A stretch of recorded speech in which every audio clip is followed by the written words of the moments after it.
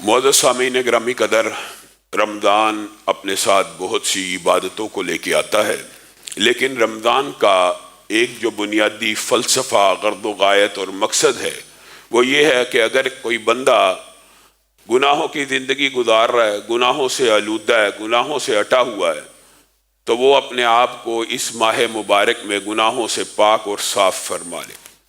وہ اس ماہ مبارک میں اللہ رب العزت کی بارگاہ میں آئے، آنسوؤں کا نذرانہ پیش کرے، اپنے گناہوں کے اوپر نادم ہو جائے اور اپنے آپ کو جہنم سے آزاد کروا لے۔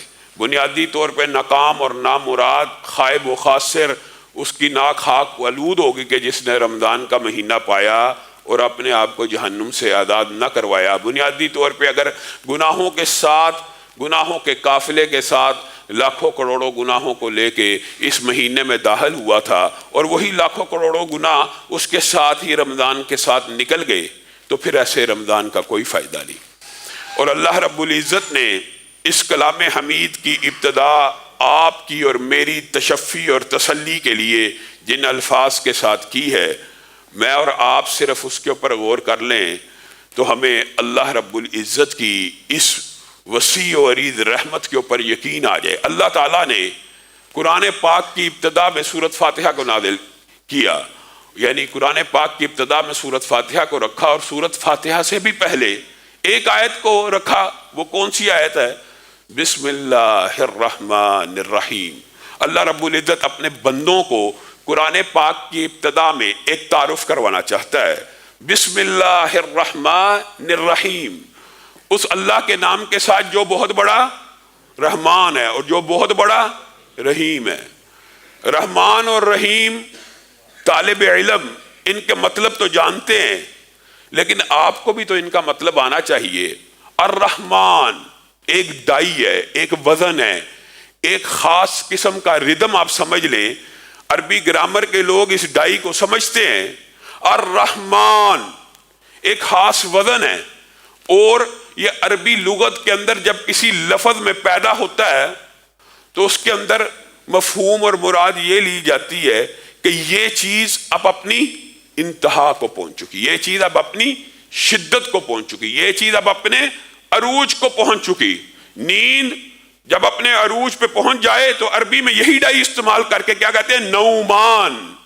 پیاس جب اپنی شدت پہ پہنچ جائے تو یہی ڈائی استعمال کر کے کہا جاتا ہے عطشان، اور جب بھوک اپنی شدت پہ پہنچ جائے تو کیا کہتے ہیں؟ جوعان۔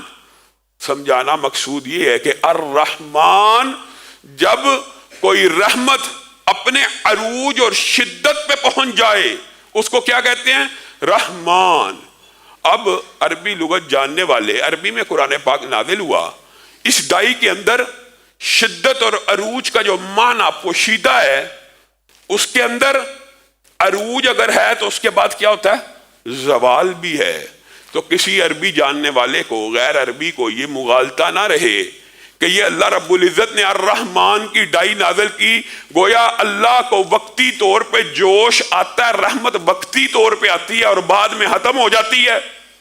نہیں، اللہ رب العزت نے اس مغالطے کو ابتدا ہی میں دور کر دیا۔ الرحمن کے بعد کیا کہا؟ الرحیم۔ الرحمن رحمت عروج پہ ہے، اور الرحیم یہ ایک ایسی ڈائی ہے جس کے اندر مستقل کنٹینیوٹی، استمرار، ہمیشگی، دوام اور بقا پایا جاتا ہے۔ اور الرحمن الرحیم اکٹھا نازل کرنے کا مطلب یہ ہے کہ اللہ کی رحمت پورے جوش اور عروج پہ ہوتی ہے، ہر لمحے ہوتی ہے، اور الرحیم کا مطلب ہے اس رحمت میں ابدی اور دائمی استمرار ہے، بقا ہے، دوام ہے۔ یہ رحمت کبھی کم نہیں ہوتی۔ کسی کو یہ مغالطہ نہ آ جائے کہ اس ڈائی کے اندر اگر حرف استعمال ہوا تو ایک جوش کے بعد ختم ہو جائے گا۔ الرحیم، پھر وہ رحمت ہمیشہ ہمیشہ کے لیے رہے گی۔ الحمدللہ رب العالمین الرحمن الرحیم۔ اللہ نے ابتدا بھی الرحمن الرحیم سے کی، پھر قرآن پاک کی سورۃ فاتحہ کی پہلی ہی آیت کے اندر الحمدللہ رب العالمین کے بعد کیا کہا؟ الرحمن الرحیم۔ اللہ تعالیٰ اپنا یہ تعارف اپنے بندوں سے کروانا چاہتا ہے، کہاں پہ؟ قرآن پاک کی ابتدا میں۔ اور یہ کیوں کروانا چاہتا ہے؟ میں نے اور آپ نے اس بات کے اوپر کبھی غور نہیں کیا۔ محدثین اس رحمت کو جس طریقے سے بیان کرتے ہیں، کاش اللہ تعالیٰ ہمیں وہ دیدہ بینا دے اور ہمیں یہ اسباق حدیث کے سمجھ آ جائیں۔ محدثین ایک حدیث لے کے آئے ہیں اور اس حدیث سے پہلے واقعات لے کے آئے ہیں، اور محدثین کا یہ اسلوب رہا ہے کہ جب بھی کوئی حدیث بیان کرتے ہیں عظمت کے اعتبار سے تو اس کے آگے پیچھے سیاق و سباق دباچہ اس کی اہمیت کو واضح کرنے کے لیے کچھ باتیں بیان کرتے ہیں۔ اسی طرح ایک حدیث لے کے آئے ہیں، وہ حدیث میں آپ کے سامنے بعد میں رکھوں گا، لیکن اس حدیث سے پہلے بہت سے واقعات لے کے آئے ہیں، ان میں سے 2 باتیں آپ کو بتلاؤں گا۔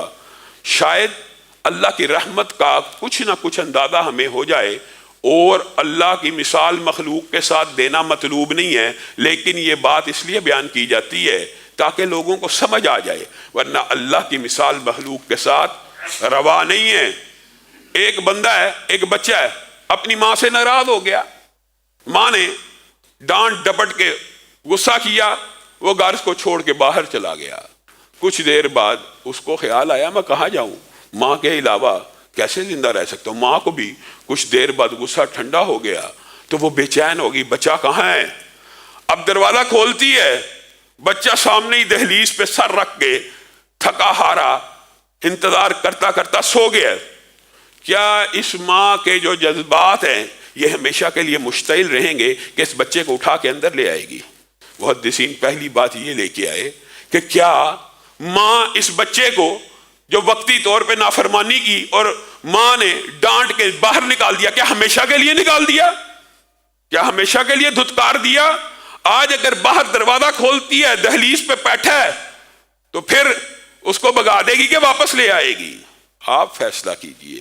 پھر دوسری بات وہ یہ لے کے آئے کہ ایک باپ ہے، طاقتور ہے، مجاہد ہے، دلیر ہے، تندرست ہے، اس کا ایک بیٹا ہے، وہ کسی ڈاکو کے چور کے نرگے میں پھنس گیا، باپ سامنے کھڑا ہے، باپ طاقتور ہے اور ڈاکو کمزور ہے، چور کمزور ہے۔ وہ اس وقت اپنے باپ کو کہے میرے باپ یہ مجھے لوٹ رہا ہے، یہ میرے پہ غالب آ رہا ہے، مجھے اس سے بچا، تو کیا طاقتور باپ اس کو چور اور ڈاکو کے نرگے میں چھوڑ دے گا؟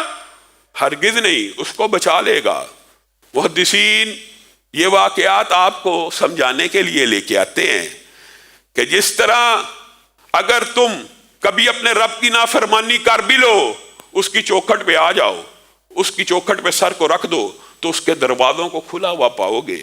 اسی طرح کبھی شیطان کے وسوسے کا شکار ہو گئے، شیطان کمزور چور کی مثال ہے، اللہ کے سامنے اس کی کوئی حیثیت نہیں، اگر کبھی اس کے کسی مغالطے کا وسوسے کا شکار ہو جاؤ گے تو اپنے رب کو پکارو تو رب تمہیں اس کے نرگے سے بھی بچا لے گا۔ تم نے رب کو اتنا ہی کمزور سمجھا ہوا، اور یہ کس حدیث کے شروع میں لے کے آئے؟ سبحان اللہ، وہ حدیث بھی کتنی عظیم ہے۔ نبی کریم صلی اللہ علیہ وسلم کے آنکھوں کے سامنے، صحابہ کی آنکھوں کے سامنے ایک عجیب و غریب واقعہ رونما ہوا۔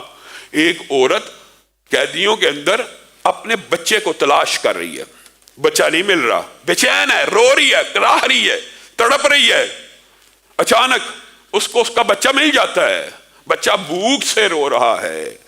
ماں نے یہ پرواہ نہیں کی کہ اس سائڈ پہ مردوں کا لشکر ہے، اس سائڈ پہ مردوں کا لشکر ہے، اسی وقت اس بچے کو اٹھا کے اپنے سینے سے لگاتی ہے اور دودھ پلانا شروع کر دیتی ہے۔ نبی کریم صلی اللہ علیہ وسلم اس عورت کے اندر رحمت کے اس جذبات کو دیکھتے ہیں، صحابہ کو بلاتے ہیں، مخاطب ہو کے کہتے ہیں کیا تم نے یہ دیکھا عمل؟ ہاں ہم نے یہ دیکھا عمل۔ کیا تم یہ سمجھتے ہو یہ عورت اپنے بچے کو آگ میں پھینک دے گی؟ اے اللہ کے رسول، ہم تو یہ کبھی گمان بھی نہیں کر سکتے۔ جو عورت مردوں کی پرواہ کیے بغیر بچے کی بھوک سے بیتاب ہو کے مردوں کے درمیان میں دودھ پلانا شروع کر رہی ہے، وہ عورت اپنے بچے کو کیسے آگ میں پھینکے گی؟ تو نبی کریم صلی اللہ علیہ وسلم نے اللہ کی رحمت کا ایک نظارہ بیان کیا، صرف ایک نظارہ ہی ہے۔ اے میرے صحابہ، جس طرح یہ عورت اپنے بچے کو آگ میں ڈالنا پسند نہیں کرتی، تمہارا رب تم سے اس ماں سے 99 گنا زیادہ پیار کرتا ہے، اس کو کوئی حاجت اور ضرورت نہیں ہے کہ تمہیں آگ میں ڈال دے۔ وما ربک بظلام للعبید، رب اپنے بندوں کے اوپر ظالم نہیں ہے، اور رب کو کوئی حاجت نہیں ہے، رب کو کوئی ضرورت نہیں ہے کہ اس کا کوئی کلمہ گو، اس کا نام لیوا جہنم میں چلا جائے